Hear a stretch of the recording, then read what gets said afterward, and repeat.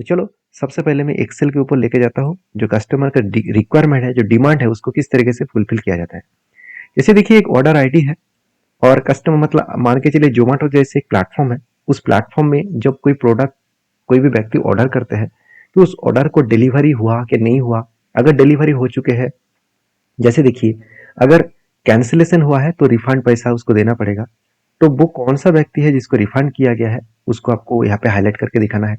Delivery अगर हो चुके हैं तो पेड हो चुके हैं, और पेंडिंग है मतलब अनपेड है। इस तीनों चीजों को आपको यहाँ पे लिख के दिखाना है। जैसे कैंसिल है तो इसके पास में आपको लिखना है रिफंड, और डिलीवरी है उसके पास में लिखना है पेड, और पेंडिंग है उसके साइड में लिखना है अनपेड। ऐसे यहाँ पे जैसे डिलीवरी है यहाँ पे लिखना है पेड। तो इस तरीके से एक एक करके लिखते जाएंगे तो बहुत टाइम चला जाएगा। तो इस तरीके से डेटा आपको कस्टमर देने वाला है और कस्टमर आपको बताएगा कि इस डेटा को आपको फिल्टरिंग करके दिखाना है। मतलब आपको फिल्टरिंग मतलब आपको साइड में जिस डिलीवरी हो चुके हैं तो उसके साइड में पेड लिखना चाहिए, और पेंडिंग है तो अनपेड है, और कैंसिल है तो रिफंड आपको यहाँ पे दिखाना चाहिए। तो आप क्या एक एक करके लिखेंगे तो बहुत टाइम चला जाएगा। तो मैं जरूर कहूंगा इस तरीके से डेटा को किस कैसे क्लीन किया जाता है आज मैं आपको सिखाने वाला हूँ।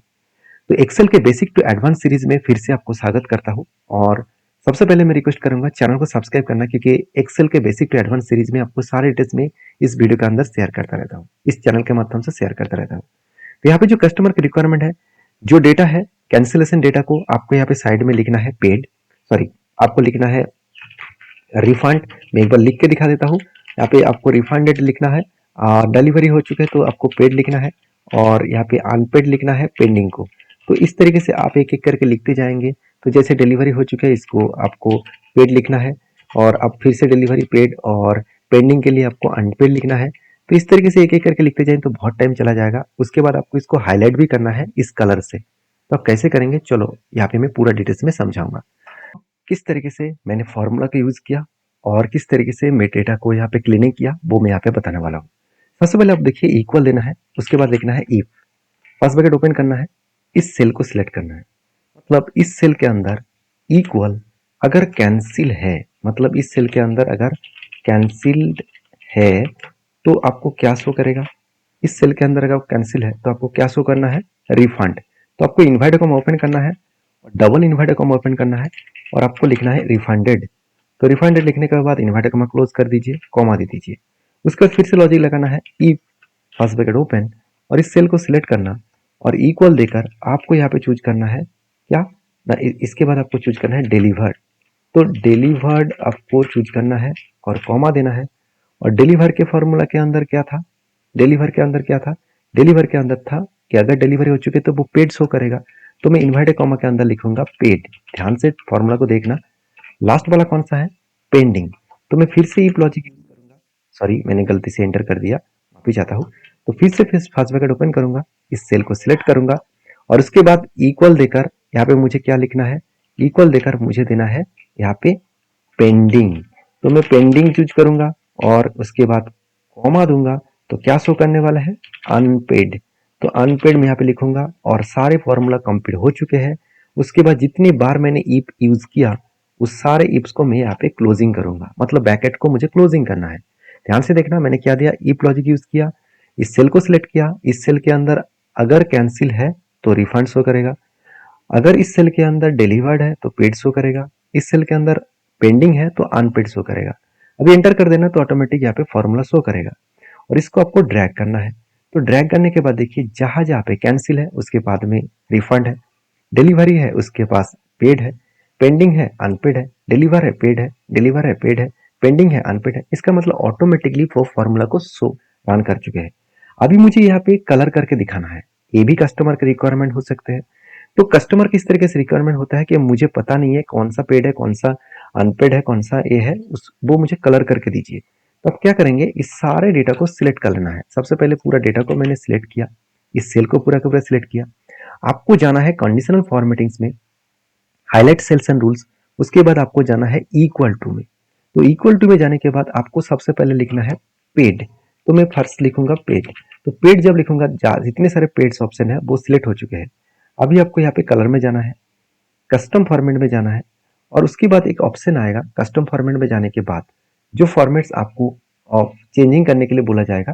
तो थोड़ा सा फॉर्मेट एक्सेल में आने दीजिए। हाँ, अभी ठीक है। तो यहाँ पे क्या करूँगा, फिल में जाऊँगा और पेड के लिए कौन सा कलर है, पेड वाला यहाँ पे कुछ इस तरीके से कलर्स है। यहाँ पे मैं ओके करूँगा और ओके कर दूंगा, जहाँ जहाँ पे पेड है वो कलर हो जाएगा। उसी तरीके से फिर से condition of formattings, highlight cells and rules और इक्वल टू। और यहाँ पे मुझे क्या लिखना है, यहाँ पे मुझे लिखना है रिफंड। तो रिफंड डेट मुझे लिखना है और यहाँ पे मैं जाऊँगा और फॉर्मेट में जाऊँगा और यहाँ पे कलर में रिफंड के लिए मैं ग्रीन वाला कलर ले लूँगा। ओके और ओके कर दूंगा। और लास्ट में है अनपेड वाला, वो फिर से इक्वल टू में जाऊँगा और यहाँ पे लिखूंगा क्या, अनपेड। तो अनपेड लिखूंगा और उसके बाद यहाँ पे कलर में मुझे रेड कलर चूज करना है। रेड कलर चूज करके मैं ओके कर दूंगा। तो देखिए मेरा काम बन चुके हैं और यही डेटा को कस्टमर को आपको भेजना होता है। यही डेटा आपको कस्टमर और कंपनी में काम करने में मिलता है, जिसको क्लीन करके सारे चीज आपको इजीली करके आपको देना है। तो आप कहेंगे सर इसमें फायदा क्या है कस्टमर का। देखिए कस्टमर जब भी कोई डेटा को देखना चाहेंगे तो वो इजीली देख सकते हैं। जैसे यहाँ पे पूरा डेटा का सिलेक्ट करेंगे और यहाँ पे फिल्टर लगा देंगे और फिल्टर लगाने के बाद यहाँ पे क्या होगा, इस डेटा को सिलेक्ट करेंगे। देखिए चलो मैं फिल्टर को छोड़ देता हूँ।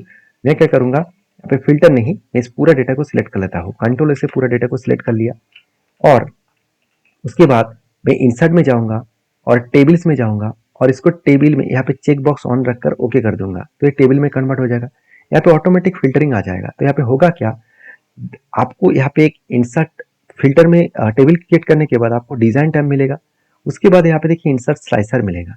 अगर आप स्लाइसर को यूज करके आप यहाँ पे पेमेंट स्टेटस को ऑन करके ओके कर देंगे तो 3 स्टेटस आपको यहाँ पे शो करेगा। तीनों स्टेटस को यहाँ पे आपको इस तरीके से कुछ यहाँ पे दिखाना है और इसको एडजस्ट करके रख देना है।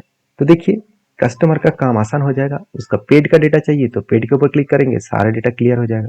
अनपेड, रिफंड, सब कुछ वो एक एक करके क्लिक करके देख सकते हैं।